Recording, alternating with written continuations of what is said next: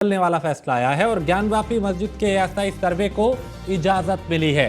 Gyanvapi case में ASI सर्वे की इजाजत मिली है और विवादित हिस्से को छोड़कर पूरे परिसर का सर्वे होगा। मस्जिद परिसर के सर्वे पर कोर्ट ने फैसला सुनाया है। हिंदू पक्ष के पक्ष में यह फैसला सुनाया गया है और जिला कोर्ट ने एएसआई सर्वे का आदेश दिया है। 16 मई को हिंदू पक्ष ने सर्वे की अर्जी दी थी। मुस्लिम पक्ष एएसआई सर्वे का विरोध कर रहा था। अब 4 अगस्त तक एएसआई को रिपोर्ट देनी होगी। वैज्ञानिक सर्वे होने के बाद सच सामने आ जाएगा। 5 महिलाओं ने मिलकर याचिका दायर की थी।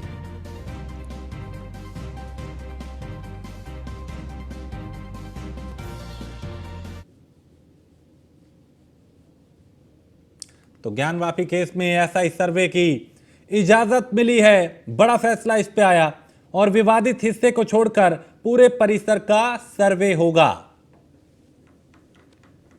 और एएसआई को 4 अगस्त तक रिपोर्ट देनी होगी। तो 14 जुलाई को जिला जज डॉक्टर अजय कृष्णा विश्वेश ने फैसला सुरक्षित रख लिया था और ज्ञानवापी केस के में एएसआई सर्वे की इजाजत अब मिल चुकी है और विवादित हिस्से को छोड़कर पूरे परिसर का सर्वे होगा के बीच में, जिसमें किसी की नमाज व्याधित या बाधित नहीं होगी, नमाज होती रहेगी।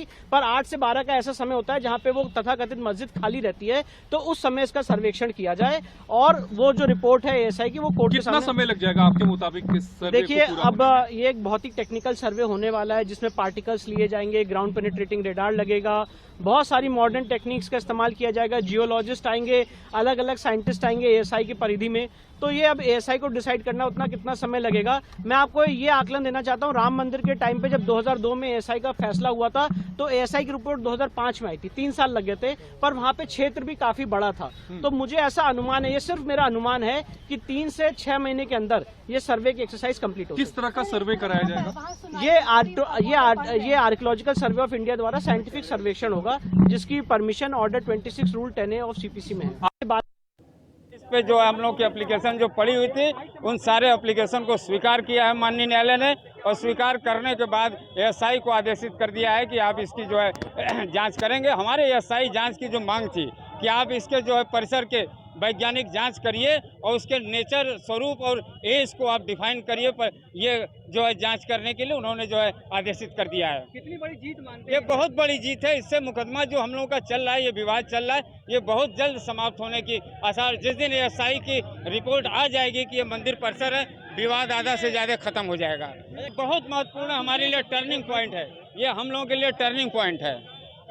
किन बातों को प्रमुखता दी जिसपे उन्होंने प्रमुखता दिया है कि बिना डैमेज किए, बिना नुकसान पहुंचाए वैज्ञानिक विधि से उस परिसर का एज और नेचर, जीपीआर सर्वे या तमाम जो भी टेक्नोलॉजी है, इसके एज को, इसके नेचर को आप पहले जानिए, समझ। क्या करें? स्पष्ट करेंगे 4 अगस्त को न्यायालय को देंगे, पक्ष से बात करके देंगे। अच्छा, हाँ।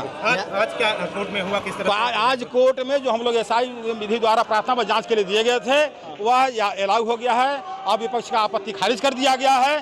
4 अगस्त को डेट लगाया गया है। 4 अगस्त को एएसआई को निर्देश दिया गया है कि वह जो है गुंबज के नीचे और पश्चिमी दीवार और उनकी उम्र, उनकी स्थिति, परिस्थिति, तमाम चीज का रिपोर्ट स्पष्ट दें और पक्ष और विपक्ष से बात करके एक निर्धारित करें। और आदेश दिया कोर्ट का मैं सम्मान करता हूं। शुरू से ही हम लोग कह रहे थे, क्योंकि आप देखेंगे उस मंदिर परिसर को, मस्जिद में नहीं कहता हूँ, वो मंदिर परिसर है, ऊपर का आकार, स्ट्रक्चर को चेंज कर दिया। अब तो अब भोले बाबा का जो शिवलिंग है उसको उसने कह दिया वजू खाना बना दिया। बताइए कितने ये लोग क्रूर हैं कि हम जिसका सम्मान करते, एक तरफ तो हिंदू मुस्लिम एकता की बात होती है, गंगा जमुनी तहजीब की बात होती है, यही तहजीब है क्या कि हमारे भोले के जो ऊपर कुल्ला करो, हाथ धुलो? तो हम लोग शिवलिंग मानते हैं और आज कोर्ट ने आदेश दिया कि कार्बन डेटिंग हो, इसकी अनुमति दे दिया। हम लोग अंदर अपार खुशी है, उत्साह है, पूरे देश के लिए मंगल कामना। और अयोध्या तो झांकी है, काशी में तैयारी है और मथुरा की बात करने के बाद जो है, जो इसका कदम होता है, लीगल प्रोसीडिंग जो होती है वो यही होती है कि इसके बाद हम अपील रिवीजन में जाएं।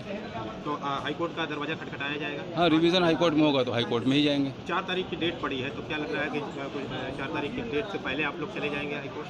यकीनन। जिस तरह से हिंदू पक्ष ने मांग की, उसके बाद आप लोगों के द्वारा आपत्ति दाखिल की, तो किस तरह से आपत्ति आप लोगों के द्वारा डाली गई कोर्ट में, उसके बाद आज फैसला आया, तो किस तरह क्या करना है? अब ये फैसला कल जब हमें फैसला मिलेगा या कल या परसों जब उसकी नकल मिलेगी, पूरा पढ़ा जाएगा तब। अभी तो फैसले का सिर्फ उन्होंने पोर्शन सुना दिया, आदेश सुना दिया कि आधार क्या लिया है उन्होंने ये तो नहीं बताया है ना। तो अब आधार देख के बाद हम बता पाएंगे कि उन्होंने क्या आधार सही लिया कि गलत लिया है। पहले भी हमने बताया था काशी में हर हर बम बम होने जा रहा है। जिस प्रकार श्री राम जन्मभूमि में हम लोग पक्षकार थे, वहाँ श्री राम मंदिर का रास्ता साफ हुआ। अब काशी में एक बार फिर से हिंदुओं की हुई है बड़ी जीत। जिस प्रकार से काशी की जिला अदालत ने एक फैसला दिया है कि पूरे परिसर में जो सील परिसर को छोड़ के पूरे जो वहाँ का सर्वे करने का जो आदेश दिया है ASI के द्वारा, उसका हम लोग हर पूर्व उसका उत्साह बनाएंगे और काशी में बम बम करने का वो रास्ता साफ करेंगे। और आज देश के हिंदुओं के लिए एक ये बहुत बड़ी खुशखबरी है। जिस प्रकार से हमने कहा था अयोध्या ली, मथुरा ली, काशी लिया, टीले वाली मस्जिद लेंगे, ताजमहल लेंगे, कुतुब मीनार लेंगे, इसी कड़ी में आज काशी में हिंदुओं की। दिल्ली में राष्ट्रीय महासंगोष्ठी 2023 कार्यक्रम को गृह मंत्री अमित शाह ने संबोधित किया। गृह मंत्री अमित शाह ने कहा कि खाद्य भंडारण बढ़ाने के क्षेत्र में कार्य जारी है। सहारा में लोगों का डूबा पैसा वापस होगा। उन्होंने कहा कि आने वाले दिनों में 3 लाख पैक्स खुलेंगे।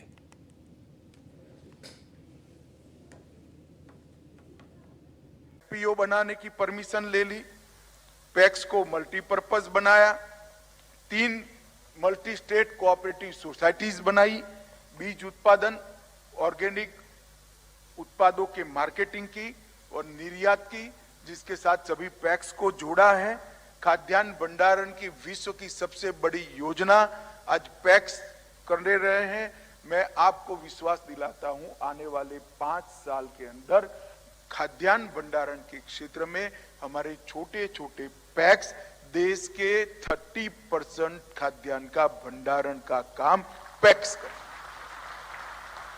इससे पैक्स की समृद्धि बढ़ी और फार्म से ग्लोबल मार्केट तक भंडारण और FPO के माध्यम से और निर्यात कोऑपरेटिव सोसाइटी के माध्यम से पहुंचेंगे। अब LPG की एजेंसी भी पैक्स ले सकते हैं, पेट्रोल पंप भी खोल सकते हैं और डीजल का रिटेल लाइसेंस भी उनको मिल सकता है। सस्ती दवाई की दुकान, जन औषधि केंद्र भी बन सकते हैं। प्रधानमंत्री किसान समृद्धि केंद्र और फर्टिलाइजर की दुकान भी वो खोल सकते हैं और ढेर सारी गतिविधियां पैक्स में होगी। तो पैक्स गांव की आर्थिक गतिविधियों की आत्मा। और मोदी सरनेम मामले में सुप्रीम कोर्ट में सुनवाई हुई। राहुल गांधी की याचिका पर सुप्रीम कोर्ट में सुनवाई हुई है और सुप्रीम कोर्ट ने गुजरात सरकार और याचिकाकर्ता को नोटिस जारी किया है। सुप्रीम कोर्ट ने नोटिस पर 10 दिन में जवाब मांगा है। 4 अगस्त को मामले की अगली सुनवाई होगी। गुजरात हाईकोर्ट के आदेश के खिलाफ सुप्रीम कोर्ट सुनवाई करेगा।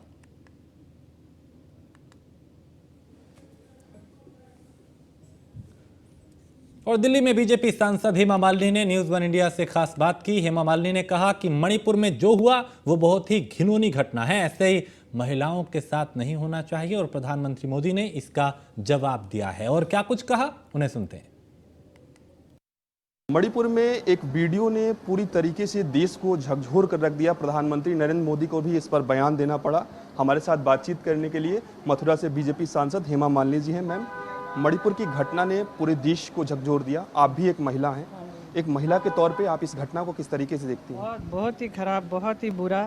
मैं कल से देख रही हूँ, बहुत ही दुख हुआ कि ऐसा होना नहीं चाहिए। अगर ये हुआ है मणिपुर में तो जो भी वहाँ के जो मुख्यमंत्री हैं उनको immediately you should take care of this matters and then इसको सॉल्व करना चाहिए जल्दी से जल्दी, इसको डिले नहीं करना चाहिए। एंड अभी पता चला कि वो जो अपराधी है पकड़े गए हैं, उसके लिए भी मुझे अच्छा लग रहा है, लेकिन उसको बहुत सख्त उनके ऊपर ये होना चाहिए, आई मीन कार्रवाई होना चाहिए और उसका punishment has to be given to him. Ma'am, प्रधानमंत्री भी इस पूरे मामले में भावुक नजर आए। उन्होंने कहा कि दोषियों को कड़ी से कड़ी कार्रवाई होनी चाहिए दोषियों पर, और निश्चित रूप से वहाँ पे केंद्र सरकार भी वहाँ पे कार्रवाई कर रही है, तमाम फोर्सेस को उतारा है। लेकिन विपक्ष लगातार राजनीति कर रहा है, कह रहा है कि सीएम का इस्तीफा ले लिया जाए। मुख्यमंत्री उस पर ध्यान दे रहे हैं ना, तो अभी उनको इस्तीफा देने की क्या ज़रूरत है? He is taking care of it, so he will do his duty. Thank you so much. तो ये थी हमारे साथ बीजेपी सांसद हेमा मालिनी जी। वीडियो राज के साथ पीयूष तिवारी, नई दिल्ली।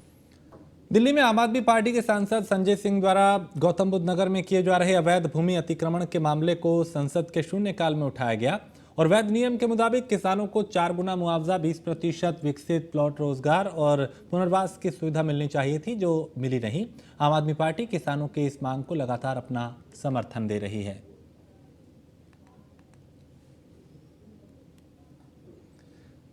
मणिपुर का मामला गरमाया हुआ है। बंगाल की सीएम ममता बनर्जी ने ट्वीट कर सरकार से सवाल किया कि जिसका पलटवार करते हुए बीजेपी नेता अमित मालवीय ने ट्वीट किया और लिखा, आपको जरा भी शर्म है ममता बनर्जी। 8 जुलाई 2023 को पंचायत चुनाव के दिन एक ग्राम सभा उम्मीदवार एक महिला को पीटा गया, नंग किया गया और हावड़ा के पंचला में घुमाया गया। नबानो, जहां आप बैठते हैं ये दूर पत्थर फेंके गए। आपकी पुलिस तब तक एफआईआर भी नहीं ले रही थी जब तक बीजेपी ने दबाव नहीं डाला। उसी ग्राम सभा से टीएमसी उम्मीदवार हेमंत रॉय ने अन्य अपराधियों जैसे अल्फी एसके, सुकमल पांजा, रणबीर पांजा, संजू दास, नूर आलम और 40-50 अन्य लोगों के साथ मिलकर उनकी छाती पर हमला किया, उसकी साड़ी फाड़ दी और उनका अंदरूनी हिस्सा खींच लिया। ये सारी बातें ट्वीट में लिखी गई। और आगे बढ़ते हैं, बात मणिपुर की। दरअसल मणिपुर घटना के बाद एक्शन में मानव अधिकार आयोग है और आयोग ने मणिपुर सरकार को नोटिस जारी किया है। मणिपुर के मुख्य सचिव और डीजीपी को नोटिस जारी किया गया है। एनएचआरसी ने 4 सप्ताह के अंदर मामले की रिपोर्ट मांगी है। दर्ज एफआईआर की जांच की स्थिति के बारे में जानकारी देनी होगी।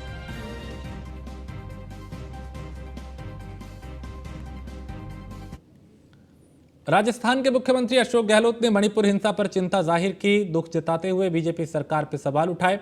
मुख्यमंत्री अशोक गहलोत ने ट्वीट कर यह जानकारी साझा की। सीएम ने ट्वीट कर लिखा कि अत्यंत दुख की बात है कि मणिपुर में हिंसा बंद होने का नाम राज्य के वरीय पुलिस अधिकारियों को तलब किया। मुख्यमंत्री ने वर्तमान समय में राज्य के भीतर हो रही छोटी बड़ी आपराधिक घटनाओं को लेकर कड़ी नाराजगी जताई। मुख्यमंत्री ने अगले 15 दिन के अंदर राज्य में विधि व्यवस्था संधारण की स्थिति में सुधार लाने का निर्देश पुलिस अधिकारियों को दिया है। मुख्यमंत्री ने पुलिस अधिकारियों से कहा कि पुलिस अपनी कार्यशैली में सुधार करते हुए आपराधिक घटनाओं पर लगाम लगाए। अगर स्थिति में सुधार नहीं हुआ तो संबंधित पुलिस अधिकारी बख्शे नहीं जाएंगे।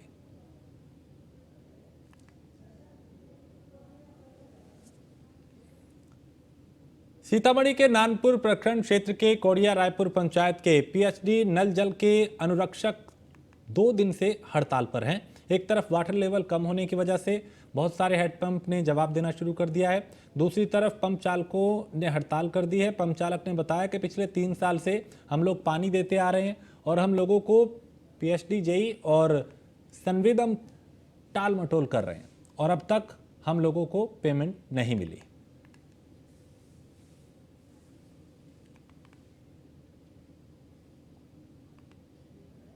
प्रत्येक व्यक्ति से जिनके यहाँ नल जल लगा उनके यहाँ जमीन के एग्रीमेंट किया गया और कहा गया कि 5,000 रुपये प्रति माह मिलेगा, ऑपरेटर के रूप में काम करेंगे।